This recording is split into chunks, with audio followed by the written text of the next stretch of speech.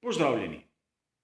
Marsikdo izmed vas je že zasledil, da se pripravlja nov pravilnik, kar se tiče pogonskih sklopov v Formuli 1. Prisotni so bili tudi potencialni novi dobavitelji in govorimo o skupini Volkswagen in skupaj si poglejmo možne rešitve ter seveda pasti, kar se tiče novih tehnologij.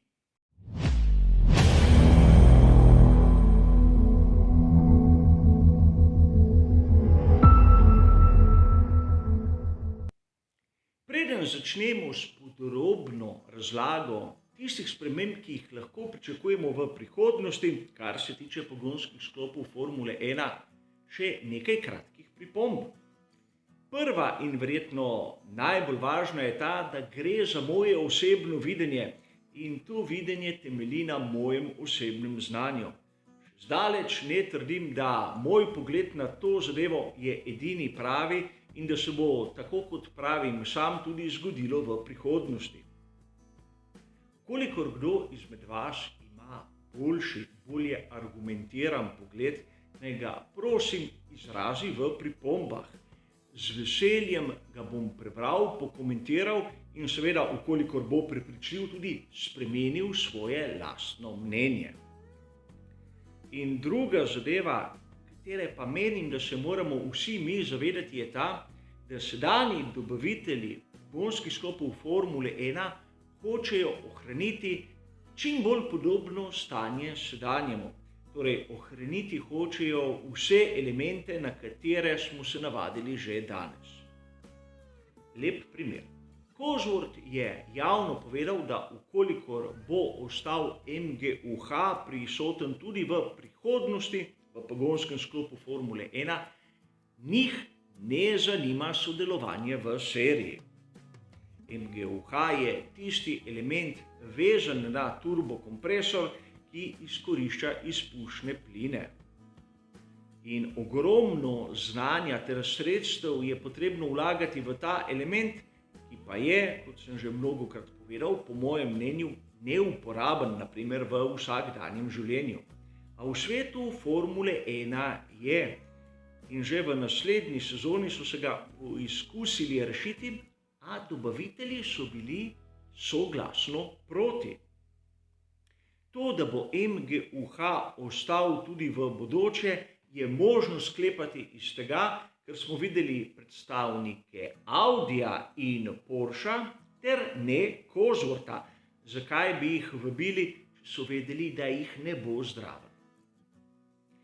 To so le sklepanja, videli bomo v resnici, kaj se bodo domenili.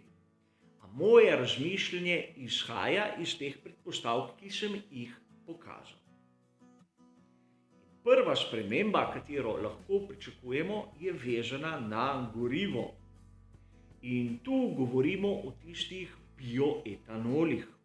Že v sezoni 2022 bomo videli v Formuli 1 tako imenovana goriva E10, torej 10% celotne mešanice v gorivu bo prišlo iz tako imenovanih bioetanolov, kjer bodo te etanole pridobivali iz organskih odpadkov.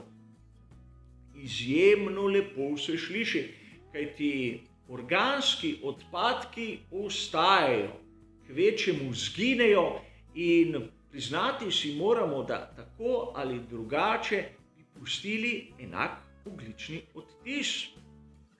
A imam kar nekaj pripomb, kot ponavadi. Na primer, serija IndyCar, ki je ponavadi tehnološko na malce nižjem nivoju kot Formula 1, uporablja že mnoga leta goriva na bazi etanola. Sedaj imajo mešanico pod oznako E85, torej 85% je etanola in 15% navadnega goriva, ki temelji na bencinu. A moji pomisleki kažejo tudi v drugo smer. Strokovnjaki trdijo, da bioetanol, ki ga pridobimo iz odpadkov, ima ničelen ogljični odtis. Imamo biološke odpadke, katere smo že izrabili v določeni industriji. In sedaj njihova usoda je ta, da preprosto se gnijejo. In pri tem gnitju oddajo v atmosfero določen ogljični odtis. Namesto tega jih lahko predelamo v neko gorivo, bioetanol, in tega uporabimo za pogon, ter tako na koncu dobimo enak ogljični odtis, kot če bi tiste odpadke pustili pri miru. Vsaj tako posplošeno pravi teorija, če sem jo prav razumel. A nekaj mi ne pride skupaj. Namreč, ukolikor pustimo biološke odpadke, da gnijejo na miru, ta proces traja mesece. Kolikor te odpadke predelamo v gorivo, bo njihova izraba trajala v bolidu Formule 1 maksimalno 1,5 do 2 uri. Kolikšna bo količina CO2, ki bo prišla v atmosfero na enoto časa, je zanimivo vprašanje. Da dam primer, kot sem sam razumel to problematiko. Res, v enem letu imamo lahko določeno količino padavin. A sedaj, po mojem mnenju, je različno, ali dež pada vsak mesec določeno količino, naprimer 1/12, ali dobimo celotno količino dežja v naprimer nekaj urah. In posledice za okolje so seveda različne. A lahko se motim. Uporaba bioetanola, ki je pridobljen iz odpadkov, je seveda zaželena. Namreč ne uporablja se hrane, ampak nekaj, kar smo že izkoristili, kar je že zavrženo. Kljub vsemu ostajajo boljše rešitve. In ena izmed potencialno boljših rešitev je uporaba sintetičnega goriva. Sintetično gorivo je nekaj drugega kot biogorivo. Gre za gorivo, ki ga pridobimo iz vodika in ogljika. To pod visokim pritiskom združimo in dobimo ogljikovodike, ki so podobni gorivu. Energetsko izjemno potraten proces. Po drugi strani, ukolikor napravimo naprimer sončne elektrarne, bi tudi tu lahko dobili ničelno vsoto. Seveda, zopet pod vprašanjem, zakaj se lotimo takih projektov, ker bi lahko s tisto energijo, ki smo jo tu v navednicah zapravili, naprimer oskrbovali stanovanja, hiše, mesta in tako zmanjšali ogljični odtis. Bili bi negativni namesto z ničelno vsoto. A vem, strokovnjaki pravijo, da je tako prav. Nato imamo še tisti hibridni del, ki je v pogonskem sklopu Formule 1.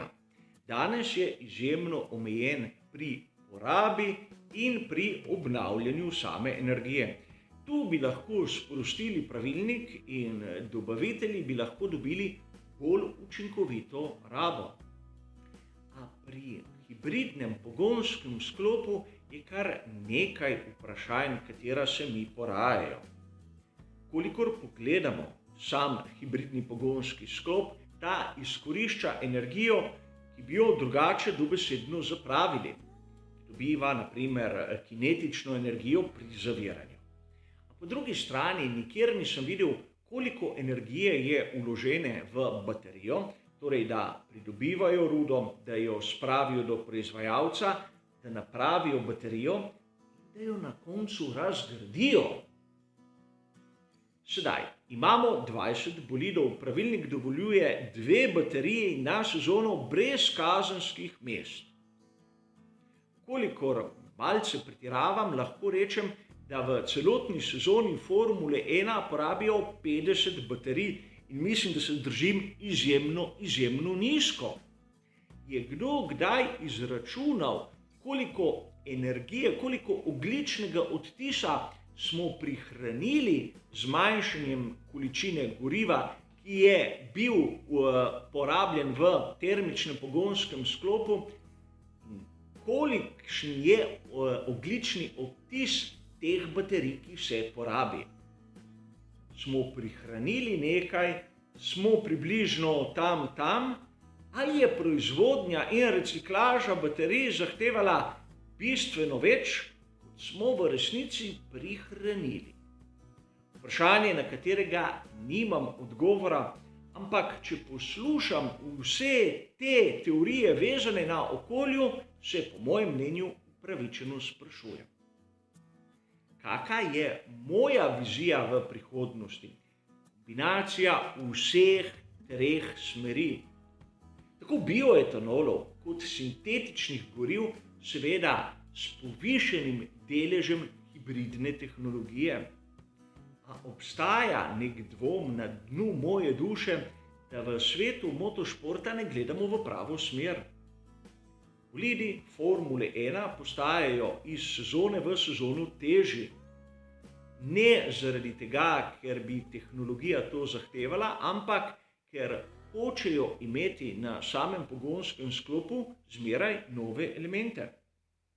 Poglejmo sezono 2009, zadnjo sezono, katera je imela še dolivanje goriva. Bolidi so bili takrat težki 605 kg. V naslednji sezoni 2022 bo teža bolidov tam okrog 900 kg. 300 kg razlike. Zanima me, kako bi bilo, kolikor bi sprostili možnosti, naprimer, da bi imeli hibridne pogonske sklope in bolide, ki bi bili težki 900 kg in imeli nekaj čez 1000 konjskih moči, ali bolide z atmosferskimi motorji, kubature 3000 kubičnih centimetrov, približno 650 do 700 konjskih moči in 700 kg. Bi se velike ekipe odločile za lažje bolide z enostavnejšo tehnologijo ali bi vztrajale na tej poti, na kateri smo danes? Spomnimo se začetkov, ko je bil KERS tisti hibridni element. Imel je preveliko težo in premalo moči, da bi bil učinkovit. Govorili smo, da v povprečju 10 kg pri enakih ostalih pogojih pomeni tam okrog 2,5 na krog. Koliko bi pomenilo 200 kg, kljub temu, da bi imeli manj moči v samem atmosferskem motorju. Seveda, gre za moje osebno razmišljanje, katero ni nujno, da se upada z vašim, a mislim, da v teh trenutkih moramo tudi mi, navdušenci, razmišljati v raznih smereh in biti res ekološki ter gledati na kompleten ogljični odtis, ki ga določen element pusti. Drugače bomo razmišljali z drugimi pogledi in se ne bomo ubadali le z delnimi rezultati nekega faktorja, ki konec koncev ne prinese nič posebnega v celotnem svetu motošporta. Kot običajno, moj oseben pogled in moje osebno mnenje. Hvala za vašo pozornost ter seveda nasvidenje.